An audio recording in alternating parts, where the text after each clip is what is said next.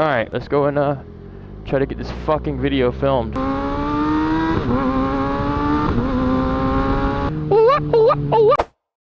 So this is a 2023 Kawasaki ZX-6R, also known as 636. It is in your super sport class of bikes. So the colorway is metallic matte Grafenstein gray with metallic Diablo black. It's honestly a really good colorway. I do love it on the ZX-6R, but it looks even better on the ZX-10. That bike looks like a fucking beast. Back when this bike was released, it did have a couple of rivals. You had your Honda CBR 600RR, your Suzuki Gixxer 600s. Shockingly, you will have the MV Agusta F3 675. I personally, up until this bike, came in a picture for me doing a review, that there was even a 675 still in the class of super sports. I thought that ever since the Daytona left, that was the last one. There is one honorable mention to the class, which would be the Yamaha R6, but it was discontinued for street use, but you can still buy a track option. This bike is an inline 4. It is a 636cc dual overhead cam engine with a 6-speed slipper assist clutch. The power on this bike has been ranging a lot from a bunch of different platforms that I've seen, anywhere from 127 to 134 horsepower from factory. Apparently 45 to 52 foot-pounds of torque. I don't know how true those numbers are. Well, there was one company that did actually take the bike to do a dyno test off the line, like from factory lines, and it only produced 108 horsepower, bone stock.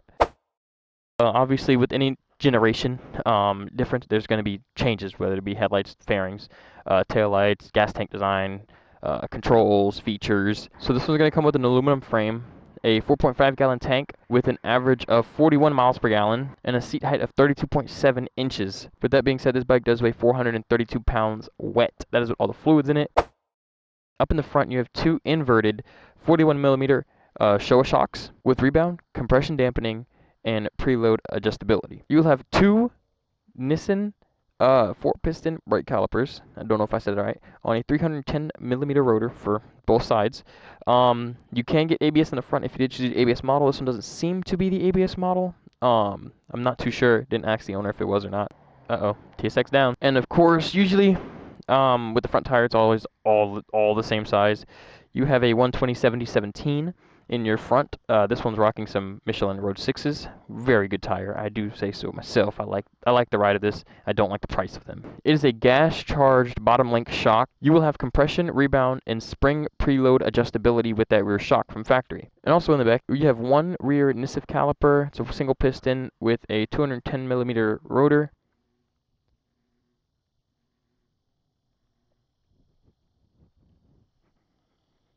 I'm going to get out of here because I did not like that noise. In the meantime, let's just go and enjoy our ride.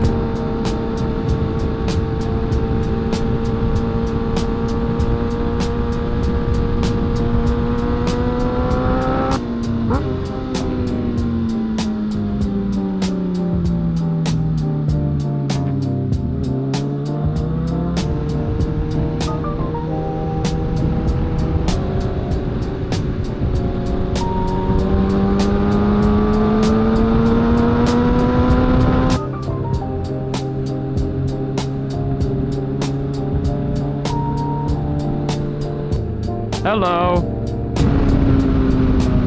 Okay, first I want to apologize about what just happened in the video. So I was hearing some weird noises and like growling coming from like the woods area, and it made me a little too nervous. I didn't want to find out what it was and end up like those horror films. I had just mentioned that it has a single piston rear caliper with the option of ABS on a 220 millimeter rotor. That tire size is a 180/55/17, and it's also rocking Michelin Road 6 as well. This one's the Road 6 GT. This one is just the Road 6 over here. We have rider aids like KTRC, the Kawasaki traction control. It has a couple of selectable power modes. I'm not gonna lie, I don't know how to go through them. It does have an LCD screen with an analog tachometer, and then it has 5-position adjustable clutch lever.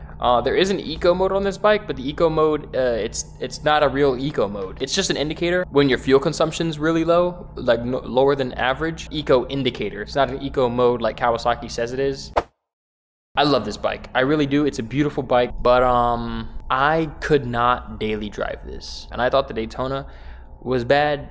I can do 4 hours, and it's been proven I can do 4 hours on the Daytona, but 45 minutes and then 45 minutes home, that was fucking painful. I literally woke up the next day groaning. But the bike, dude, this fucking bike sounds so beautiful. I love the built-in indicators. They just wanted to build a beautiful, nice sounding bike that can get up and go and really compete with this competition. And I believe they actually did that with this bike. And one more con I can think of, the weight. This bike is low-key pretty heavy. It's so weird. I like comparing things to the Daytona just because it's like, there is a difference in the bikes, and that is another bike that competed with this back in the day. The Daytona doesn't have crazy weight like this. Yes, you can give it the benefit of the doubt. It doesn't have all the features and has one less cylinder and stuff like that. But holy fuck, this bike is, it got some girth to it, man. But it's not too bad. It's in that gray area of like, is this too much or is this too little? Should I complain or should I not complain? That's where I'm kind of stuck with the weight on this. Maybe in the future, I'll be able to go back and redo this bike over again and give you guys a way better review, better points, better filming and stuff like that. But for now, I feel like this will do. Just going over some of the key points and my likes and dislikes about this thing.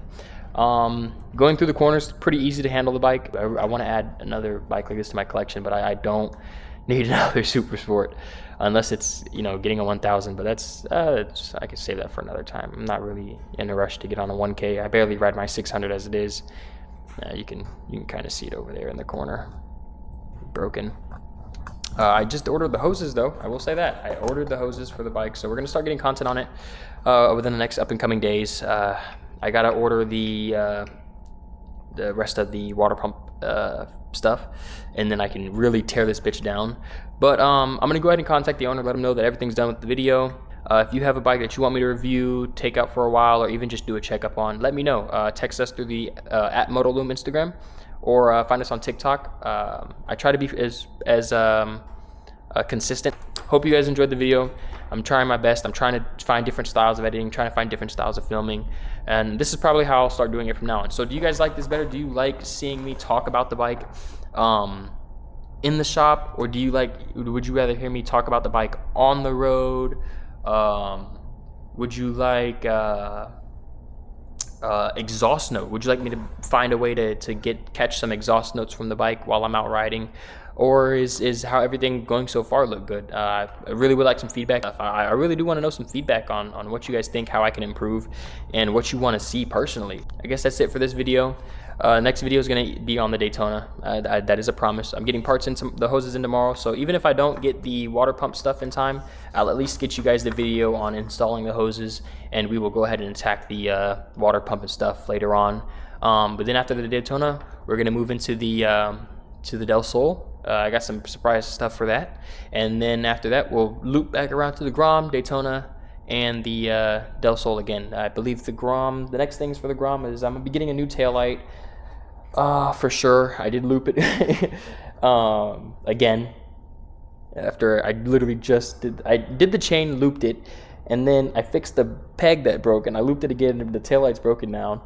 But the next thing, I've noticed my clutch low-key is feeling a little lousy, so we're going to be upgrading to the 60% springs. We're going to be putting some new OEM clutch packs in there, and then we're going to be getting that Smyrna billet plate installed. Let me do some less talking, more ending the video. I hope you guys enjoyed. Sorry about the video being all over the place, but yeah, I'd rather not risk my life.